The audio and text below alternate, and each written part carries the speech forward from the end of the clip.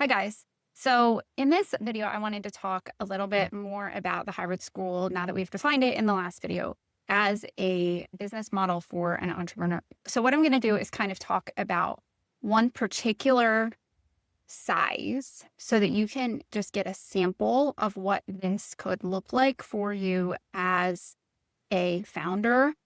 And it's going to include what I have experienced to be kind of the economies of scale, where when you get to a certain size, you start to see some of those costs that you just have to pay no matter what spread out more over your students. So you got to get some advantages of size, but you're not too big. So it's a good way to start. You can say this size or you can grow bigger, but I just wanted to use this like as a sample model so that you can just picture what this could look like if you were thinking of starting something like this. Okay. So what I would propose you think about is a private school that is not actually legally a school. The students are homeschooled. It meets it could be 3 days a week. We're going to talk about those details yet, but we're going to say that it's between 60 and 90 days of the school year. Okay.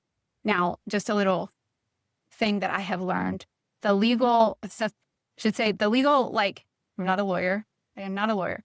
But the legal like landscape of this is just changing by the year, right? Every state is different.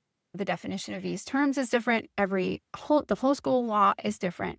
But from the research that I have done, if a family is homeschooling and then they're sending their child to a program, they are the supervisor of the child's education. They can outsource all sorts of different things. A lot of people outsource all of it, a correspondence program, or correspondence is that old-fashioned, a streaming program, an online program. 25 years ago, it was a correspondence program, but they can outsource all of it. They can outsource some of it. They can do co-ops, whatever, but they're the supervisor of the child's education as the homeschooler.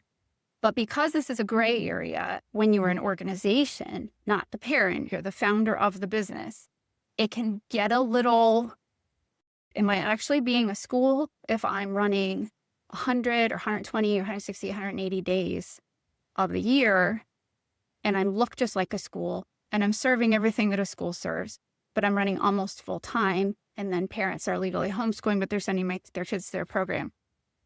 I'm not going to pretend I know the answer to that. I have opinions about it. It can be wise. The advice that I have gotten is to keep your offered days under half. That way, if there ever is an issue about you being a school versus a hybrid school, you can pretty clearly point out that you're not even offering half of the days. Now, I'm just saying that as something to think about in the hybrid model. It also keeps costs down, of course, for your families if you're offering half or fewer days. And we are talking about a hybrid model. We're not trying to build a full-time school here. But I just wanted to mention that because there often are questions about, well, am I a school? Am I not a school? And it depends on your state law and all of that stuff. So it's just kind of an extra safety measure for you as an organization if you can safely say that you're offering fewer than half of the days as a service. Okay, so now that that's out of the way, we're going to assume that it's 90 or fewer days. So 2 or 3 days a week usually. It's not always 36 weeks of the year. Sometimes it's 30 weeks or 33 weeks or 28 weeks or something like that. So there's different models you can do with that. So that's what you're envisioning. And it's a robust drop-off program. You have employees, you have classrooms of kids. And for our purposes, I want you to picture like a 5-classroom school. If you're coming from like a public school or something, that probably seems very small. But you still have, like 5 classrooms with maybe 15 kids a piece in them. And what is that? 75 kids. So that's like 75 kids in a building.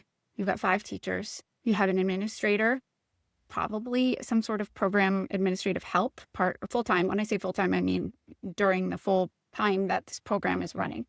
And that's what your little program looks like. Now, in my experience, that size is a little more sustainable than a 1 or 2 classes, just because the amount of work that goes into planning, the programming, supervising the teachers, communicating with the building, dealing with the website, dealing with the admissions, the software, the bookkeeping, all of that stuff is only marginally higher once you add those other classrooms. on. You know, like you still have to do a lot of the work just for 15 or 25 kids.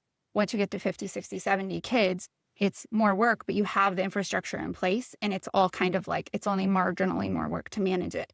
So the cost for all of that infrastructure is in like the cost for your website, the cost for your administrator, the cost for your training, the cost for, you know, maybe a cleaning person in the building, the cost of time in communication, the cost for your bookkeeper. All of those things are now being spread over 75 kids instead of, you know, 20 kids or whatever. So it's like kind of a nice size to hit in your first couple of years if you can. Unless you already have a group of kids, like maybe you're transitioning to homeschool co-op or something like that, where you already have a big group of families. In my experience, a lot of the market is for younger kids who haven't started their schooling journey yet. And in that situation, there's usually like a lot of kids coming in for kindergarten because they're already, it's not that you don't get any of them, but the demand for it, in my experience, has been considerably less than in the younger years. And I think it's just because people are several years into the journey. And even if they're not real thrilled with whatever their journey is, it's just harder to move from whatever they're already doing. So you get some, but you don't get that influx of people like, what are we doing for school? Let's make a decision for the next 8 years. And they're just looking forward, you know, instead of being in the middle of it with, you know, community and changes and all of that.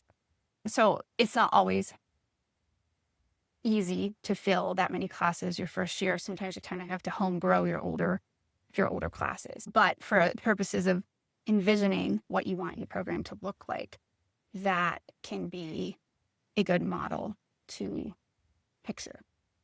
And you could probably get there within 3 or 4 years, if not in your first 2 or 3 years. So your role as a founder is the part that you want to think about next. So I'm going to talk about that in the next video.